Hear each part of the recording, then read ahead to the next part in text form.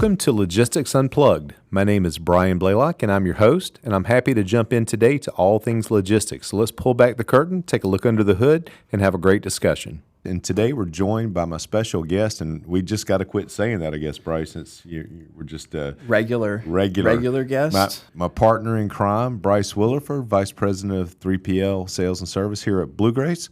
And I'm excited to go through today's market update, see if there's anything new, exciting, different, and we've got to dig into the alligators a little bit because that seems to be our continued saga. But I'm going to give you a break now since you've gone to Arizona and it's a little bit more snake friendly than it is alligator friendly. We may let you fall into some snake tails before we get there. So Bryce, thanks for being here. I think you could say stuck with me. Maybe that's better. Regular guest, stuck with me. Here you go. That is the closest attempt I will ever make to a Lionel Richie song. And the audience is rapidly hanging up the call as we speak. Yes. Thanks for being here. So let's get started. What do you see out there right now? What's going on that's got your interest, that's making you either have pause or getting you excited? Yeah. So I think a lot of conversations we're having right now are around, what's going to happen when we get through this period of tariff pause with China. We've seen since that happened, and I think when we did our last episode, that had just occurred. A lot of customers putting freight back on the water, trying to get imports in. So continued choppiness of the import market is continuing. You saw a big buildup in inventory, a big pull forward of containers and ocean freight prior to the tariffs going into place in early April. And then you saw a big lull. So container volumes dropped. Steamships lines started moving ships to service other lanes. Rates dropped, and there was a big lull. Then there was an announcement of a pause in the tariffs for 90 days. And now orders have shot back up. There's a little bit of congestion in the ports in Los Angeles and Long Beach. And what happens next is sort of anybody's guess. Does the pause in tariffs continue? Is there a firm deal that's put in place that gives people some certainty? And not a lot of people are sure right now. So what most of the customers we're talking to are doing are, again, trying to bring in what they can during this period and find homes for that product. A lot of companies have sold through inventory that they built up prior to the original tariff implementation. So from an international standpoint, we're seeing that in a pretty big way right now. Domestically, we've moved through produce season in Florida. Produce is moving up the coast now, so we've seen capacity constraints and increased demand in Georgia, in Alabama. Now it's in the Carolinas. We expect that to continue kind of through the 4th of July, and then you'll see some of that seasonality move towards California. And certainly back to school is usually a big push. Now, again, tariffs could impact that because a lot of those goods are coming from overseas. We expect to see some challenges in the market as we get to the end of Q2. So fiscal year end for a lot of companies, they're trying to push orders out off their docks to recognize revenue. Typically leads to an increase in demand. If you look at rate trends over the last couple of years, even in 2022 when rates were coming down but were still very elevated, there was it's basically like a straight line going down or a 45-degree angle, I guess, going down. But right at the end of Q2, there was this little bump, and then it kept going down again till we got towards the holiday period at the end of the year. Last 2 years, very pronounced increase in rates driven by increased demand going into the end of Q2, and then a decrease in capacity for the 4th of July holiday, which is a pretty common holiday for truckers to take off.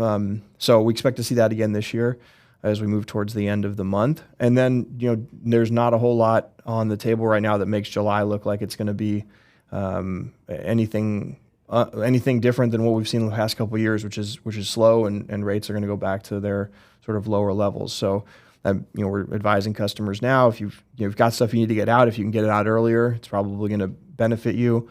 If you wait and try to do it coming into month end, rates may be higher, spot rates may go up, which is what we expect, and I think we'll see what happens. I like it. And when you talked about, and I don't want to beat the tariff discussion to death, but let's do tariffs for dummies real quick, and let's talk about does it matter the tariff when it sails or when it lands? So in the past, one way to beat tariffs was to put freight into bonded warehouses or free trade zones, and you would then wait to pay the tariff or the duties when the product was removed from that facility or that area. So essentially delaying the payment of that product or the taxes on that product, tariffs on that product. When the current administration put the new tariffs in place, they issued an order that closed that loophole and that required the tariffs to be paid based on when they enter the country, not when they are finally delivered. Now, there's some gray area there. There's going to be legal challenges to that. There's Sure. going to be, there's probably going to be some cases where customs is giving money back to shippers that prepaid or paid tariffs they didn't need to pay. And there's probably going to be some companies that didn't pay tariffs they were supposed to pay and ended up having to pay them after the fact. So that it's such a new process, it's such a new change that I think we're going to see legal challenges to it. But right now, essentially for shippers, you can't assume that you're going to be able to use a bonded facility in the United States to prevent the payment of tariffs. Close some loopholes as well around shipping something to another country first and then shipping it into the U.S. So there's rules around how much of the value of the product comes from that intermediary country for it to be able to be counted as originating there. So if you're shipping product from China to Canada and then into the U.S., you have to add, I think it's over 50% of the value of the product. Don't quote me on that, but something significant, right? Sure. To be able to say you're importing that from Canada and avoid the tariffs as if it was coming from China. So the government's done it seems like a pretty good job, at least, of closing some of those loopholes. Good, I suppose. Good job is in the eye of the beholder. Good job for their desire to recognize that revenue Right. and have the tariffs be impactful. Bad job for all of the folks that were using those loopholes in the past. So I think that's why a lot of companies chose to wait instead of just keeping freight on the water and then putting it into facilities where they could avoid those tariffs. There was a huge spike in demand for bonded warehouses. Bonded warehouses were charging an arm and a leg for space. They knew they could, and then all of a sudden that kind of stopped because everybody realized it didn't matter. So if you're bringing it in, you might as well just pay the tariffs because you're going to have to pay them anyway. And that's been kind of what we've been operating under now for since April. I guess depending on which tariff it was being applied and which country it was coming from, that offset of getting charged an awful lot more to store your product maybe meant more to the tariffs from some countries than others. 100%. Yep. It's a math problem. I was on the phone with a customer yesterday that was talking about how they're managing the increased cost from tariffs, and it's a combination of asking their vendors to lower their prices, passing some of those tariff costs on to their customers through increased prices on their finished goods, decreasing their profit margins on their internal business, finding cost savings internally to get more efficient to offset some of those costs. So I think companies are taking as staggered as an approach as possible to what to do with those tariffs. It's not great optics to simply just pass them on to the consumer. And anytime you see that from a big company like Walmart talking about we're going to pass tariffs directly onto the consumer, we're going to start doing that. Price of bananas are going to go up, whatever. That's bananas, man. Yeah, they're exactly. Not great optics on that. So I think companies are trying to take a variety of approaches on how they deal with those increased costs. And but at the end of the day, prices are going to go up, right? If it costs more to get stuff and make stuff, then we're going to pay more to consume it. Yep, without question. And I don't think things are going to stop being bought. No. I just think we're all going to have to look at the different places that you have to adjust your budget because of all of those changes. So it is a little bit of roulette, and all that math you just covered, Bryce. I really wish I hadn't slept through a few of those classes so I could follow that a little bit better. But it is certainly interesting. The CFOs are earning their money. The purchasing groups are certainly earning their money and trying to figure out the best strategies to keep things going. But that's exactly what we have to do. And Bryce, that's the role of your team in this is whatever it is, we got to figure out what to do. And have you seen changes in strategy for how you help some of our partners who are dealing with the same supply chain issues and trying to play that roulette? Do we have to be a little bit more strategic on how to capture savings for them in other places with the uncertainty in those areas? Yeah, I mean, absolutely. I think looking at ways to create optimization and efficiency improvement within the supply chain is more prevalent now than it's been really since the pandemic, right? When companies were trying to figure out how to get goods and shelves were empty. But also this is a great situation to highlight why change management's important, right? Why risk management's important. It's not all just about price in the supply chain world. When something happens that's out of your control, whether it's a geopolitical event or a government situation or a weather event, are your partners proactive? Are there plans in place for how to help your customers, help your supply chain deliver goods, get materials for your manufacturing process, store your goods, and deal with the various various challenges that come with all that. A lot of those conversations right now we're having with customers.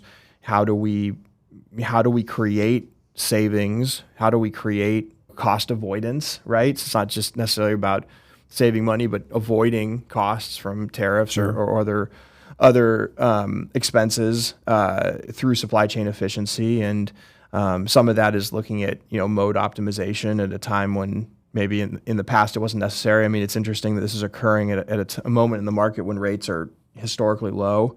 A lot of stuff that happened after the pandemic occurred when rates were very high. So it was a different conversation.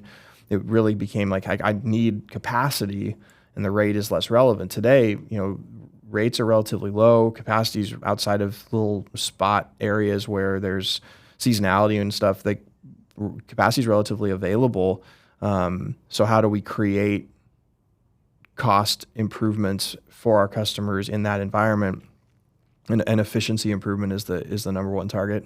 Yeah, and Bryce, a big part of everything you're discussing is the freight in motion, right? How do we get it there? How do we control that? How do we make better decisions? But there's a backside to that too, which is making sure we're doing a good job of putting information around everything that we find as we go through these tough challenges. Because I'm guessing if you're in charge of the pricing of your products, the purchasing of the things that you need to continue to make your products, you got to be able to be that mathematician figuring some of this out. And without data and information coming in from your supply chain.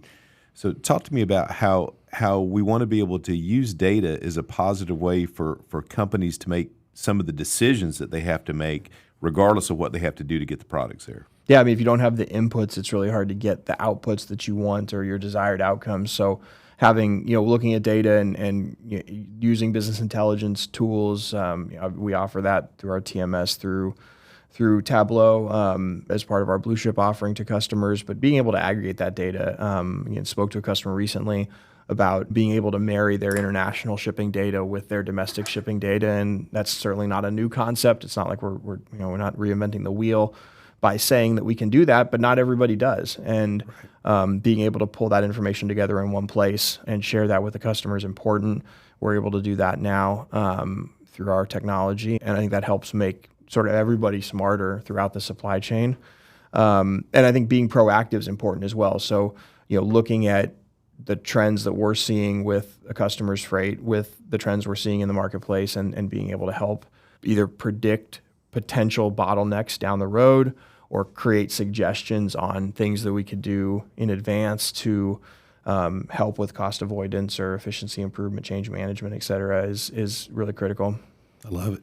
Once it gets here, we've got to find ways not only to, whether it's positioning the freight in the right places domestically so it's near the customers, but even you talked about it before, Bryce, being able to understand what am I supposed to charge my customer? Mm-hmm. How do I really understand what my cost is now, and having that information around it. So whether it's what you do at Blue Grace or whether it's in any other company, make sure that not only you're making the best decisions that you can make to get your freight where it belongs, but make sure that you are getting the measurements that you need so that you can run your business. Yep. And that said, Bryce, I couldn't let you escape here today if we didn't follow back up a little bit. I know the tail of the alligator is, no pun intended, his tail's grown maybe a little too long.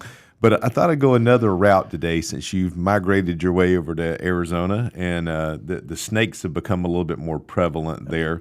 So I figure I'd let you have a chance to share maybe a snake tale or two, and see if you got anything interesting that you've seen in that world. I'm trying to make you more scared of snakes than you are alligators, so you come visit us more. Yeah, I mean, it's not going to happen. The snakes are part of life in Arizona, and while I wouldn't say that it's certainly not an everyday or every week experience. We did have family member did have a pretty large rattlesnake out in front of the house this past weekend. So that does happen. We get scorpions too. We've had a scorpion sighting here or there, but those are pales in comparison to the thought of one of those giant alligators rumbling across the golf course when I'm not looking and eating me. So, which it hasn't happened yet, but doesn't mean it couldn't happen. So, we do our pro baseball team in Arizona, the Diamondbacks, named after a snake. So I think we kind of embrace that culture in Arizona. So it would be, unless we're talking about the Anaconda movie with Ice Cube and J-Lo from late that was 90s a pretty or whatever. decent movie if you watch it at midnight. John Voight, right? Like, unless we're talking about snakes like that, I think I'll stick with my snakes and stay away from the alligators. Okay, yeah. So the verdict is in. Yep. Bryce is still not a fan of the alligators. Still not a fan. All right. Dinosaur. So I was going to push you a little bit, but I realized before I did that you suck at music. It's true. So I can't go down. I was going to try to come up with some creative ways. I can come up with some alligator songs. You can come up with some snake songs, but I actually only came up with a couple even for my side, so apparently I suck a little bit too. But I did come up with Crocodile Rock and See You Later Alligator by Bill Haley and the Comets, all of which are even older than me, if that's possible. Couldn't come up with much on the snake side. Did you have anyone you want to throw in? I do have one. I don't have any. Music is a challenge for me. I got lucky last time that just getting to pick some of my favorite songs that reminded me of parts of my life, like summer, was easier. So picking, I couldn't even begin to think of songs about snakes. I can think of athletes. So Spencer Rattler, quarterback in the NFL. I like it. Last name, the Diamondbacks, right? Arizona baseball We'll let team. you pivot. That's fair. Movies, right? Good old classic movie. Classic it's a stretch. Older movie with Nicolas Cage. Another Nicolas Cage movie. Snake Eyes. He was very good. Grub Cop back in the day. I don't even know when that movie's from, but those are my snake references for you. I like it. Very well done. So we'll end with the compromise. Since it's the anniversary of Jaws, we'll just both equally fear sharks. Those freaking sharks. No, same thing. If they were on land, I'd feel that way. Same way I do about alligators. That was a Saturday Night Live skit back in the late 70s. Was land shark. Yeah. The shark would come knock on the door. You go watch all the Sharknado movies, right? Just flying out of there. If that was going to happen somewhere, it'd be here in Florida for sure. Without question. I think was that actually filmed here? Who knows? Anyway, Bryce, always a pleasure. Glad we got to have a little fun to tie it up with, and always happy to hear the update. It always helps me. I hope it helps everyone that's listening. I appreciate you as always. I appreciate the listeners. That's going to be a wrap. We'll see you next Tuesday on Logistics Unplugged. Thanks, Brian.